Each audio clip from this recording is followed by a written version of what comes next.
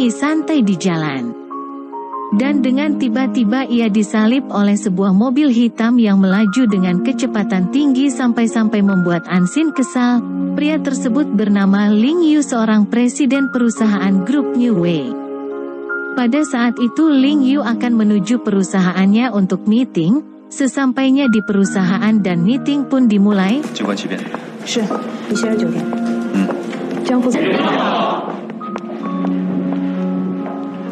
Ling Yu memecat salah satu karyawannya hanya karena karyawan tersebut kurang teliti. Anxin pun tiba untuk mengantar kiriman bunga ke perusahaan New Way, yang ternyata bunga tersebut untuk Ling Yu. Saat Anxin berada di lift, tanpa disengaja ia bertemu dengan Ling Yu. Tetapi mereka berdua bersikap biasa saja.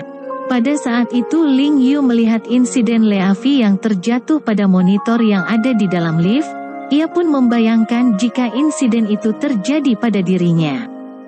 Setelah mereka keluar dari lift, Anxin pun kembali ke tempat di mana ia bekerja, sedangkan Ling Yu menuju ke makam ibunya. Dalam perjalanan menuju pemakaman, Ling Yu menyadari bahwa ada mobil yang sedang mengikutinya, dan dua penguntit yang ada di mobil tersebut merupakan orang suruhan Ling Feng, kakak pertama dari Ling Yu. Dua penguntit itu melaporkan kepada Ling Feng bahwa mereka kehilangan Ling Yu. Di perjalanan rem mobil Ling Yu tiba-tiba tidak berfungsi dan dia pun terjatuh ke laut.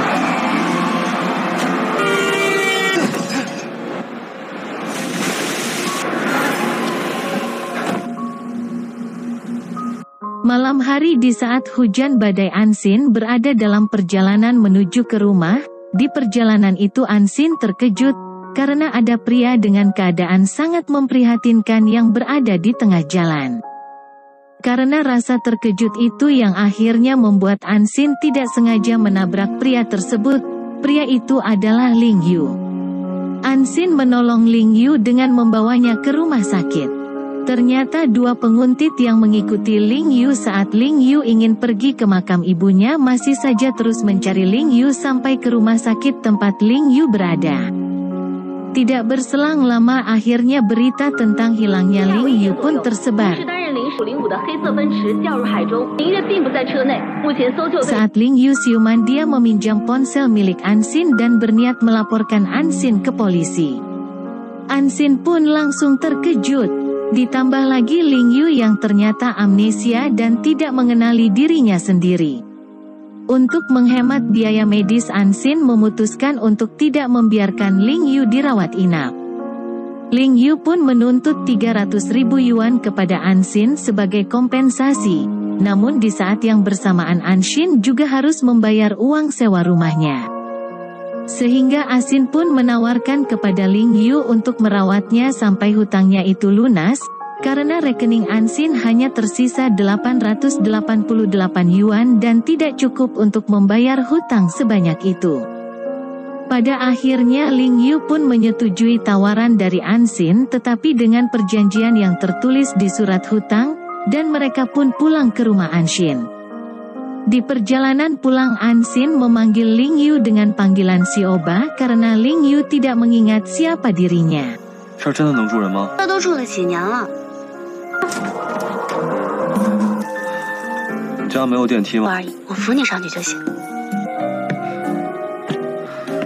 Sesampainya di rumah Anxin, Ling Yu enggan minum dari cangkir dan menolak untuk tidur di sofa. Anxin pun mengajak Ling Yu untuk melihat kamarnya. Di kamar Anxin tersebut terdapat banyak koleksi-koleksi. Tanpa disengaja Ling Yu melihat foto Anxin kecil bersama ibunya. Anxin memberikan beberapa syarat kepada Ling Yu jika ingin tidur di kamarnya.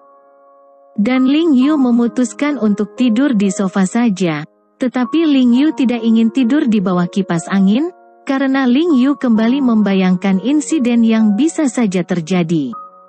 Anxin pun langsung mengubah posisi sofa itu agar Ling Yu dapat tidur dengan nyaman. Anxin masuk ke dalam kamarnya. Di dalam kamar itu Anxin merasa sedih dan kecewa karena komiknya yang berjudul Serigala Jahat dan Domba Kecil hanya sedikit yang membaca. Keesokan harinya ketika Ling Yu bangun dari tidurnya, ia melihat Anxin yang sudah pergi bekerja, dan semua fasilitas untuknya sudah diberi label harga.